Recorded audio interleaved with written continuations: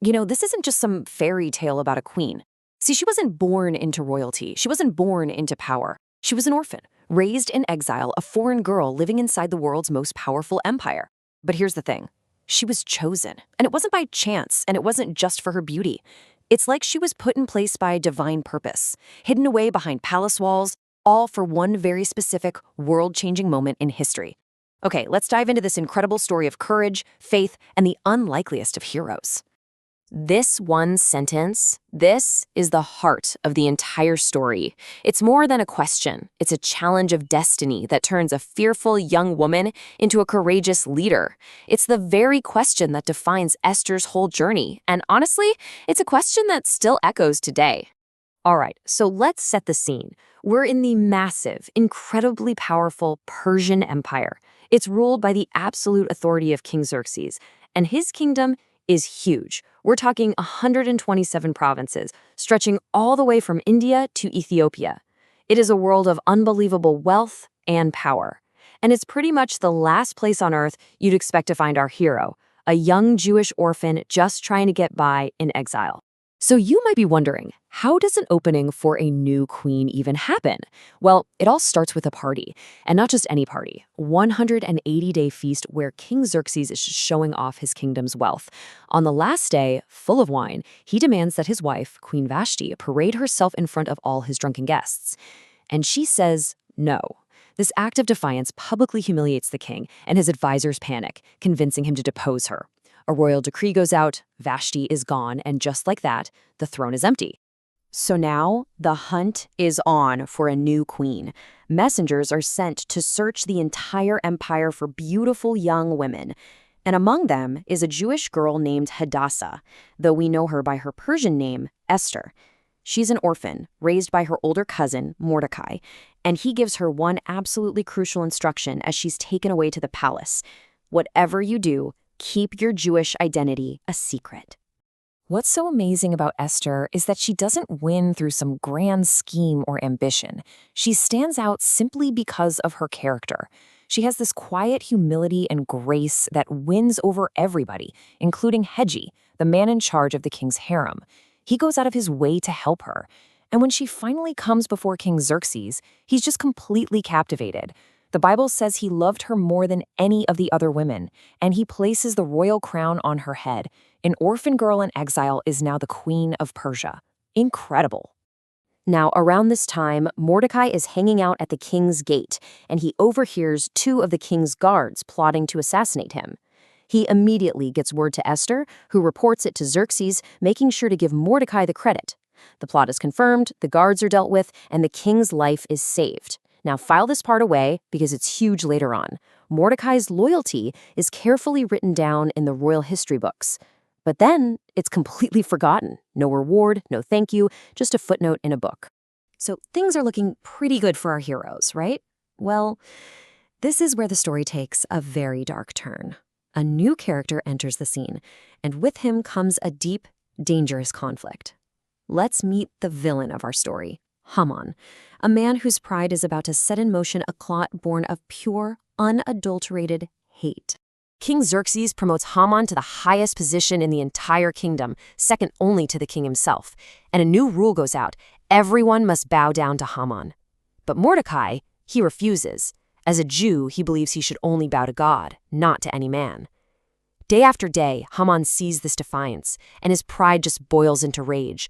And when he finds out that Mordecai is Jewish, his personal anger explodes into a genocidal hatred for all of Mordecai's people. So Haman goes to the king, but he's sly about it. He doesn't mention Mordecai or his own bruised ego. No, instead, he spins this deceptive story. He frames the entire Jewish people as a threat to the empire, this separate, disloyal group who don't follow the king's laws. He paints them as a problem that, for the good of the kingdom, needs to be eliminated.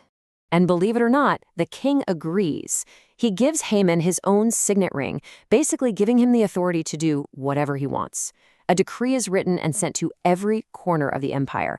The order is terrifyingly specific. On the 13th day of the 12th month, every single Jewish person, man, woman, and child, is to be destroyed. And because it's sealed with the king's ring, the law is irreversible. It's a death sentence for an entire nation. You can just imagine the terror as news of this decree spreads. Mourning grips the Jewish communities everywhere. Mordecai tears his clothes, puts on sackcloth and ashes, and just wails in the city streets. The crisis has arrived. And now, all eyes turn to the one person who might, just might, be able to help, Queen Esther. When Esther hears what's going on, she is, understandably, terrified. She sends a message to Mordecai explaining the massive risk. She says, "You don't get it. By law, anyone who approaches the king uninvited is put to death unless he holds out his golden scepter." And to make it even worse, she adds, "I haven't even been called to see him in a month. This is a life or death gamble." But Mordecai's response? Wow. It is the powerful challenge that changes everything. He tells her not to even think that her position in the palace will save her. He says that if she stays silent, help for the Jewish people will come from somewhere else, but she and her family will be destroyed.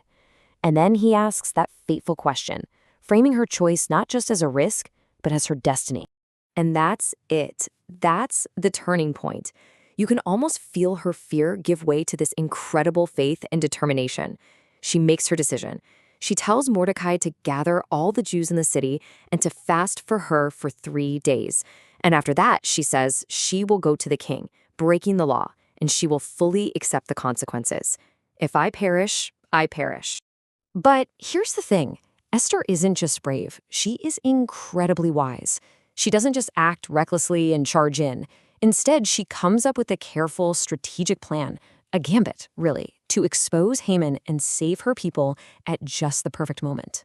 So check out her brilliant plan. On the 3rd day, she puts on her royal robes and just stands in the king's inner court. He sees her, and to her immense relief, he holds out the golden scepter, sparing her life. But when he asks what she wants, she doesn't just blurt it all out. Instead, she invites him and Haman to a banquet that day. Then, at that banquet, she still doesn't make her request. She invites them both to a second banquet the next day.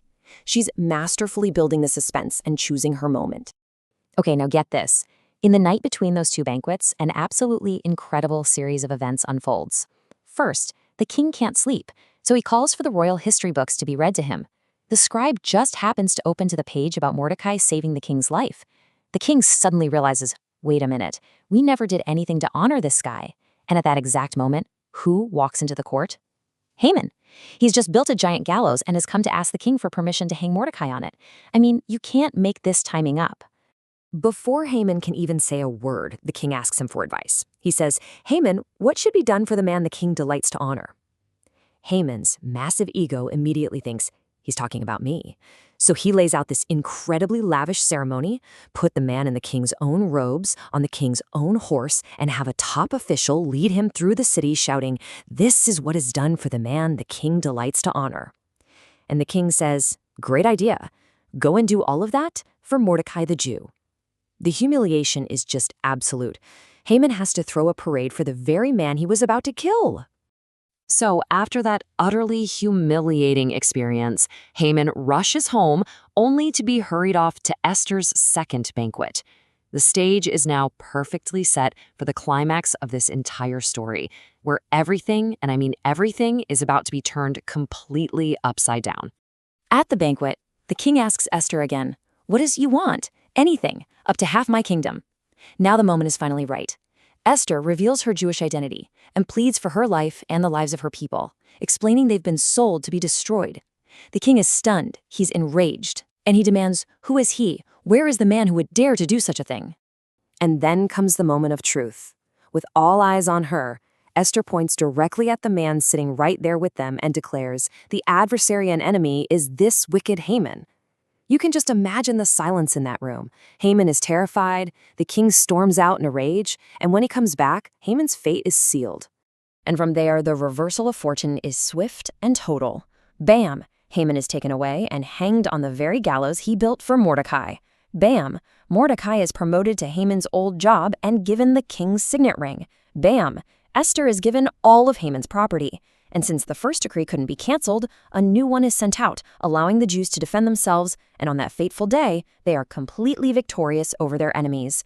And to make sure no one ever forgot this unbelievable turnaround, the Jewish people established a yearly festival called Purim. It's actually named after the pur, which means lots, that Haman cast to choose the day for their destruction. It's the ultimate reversal.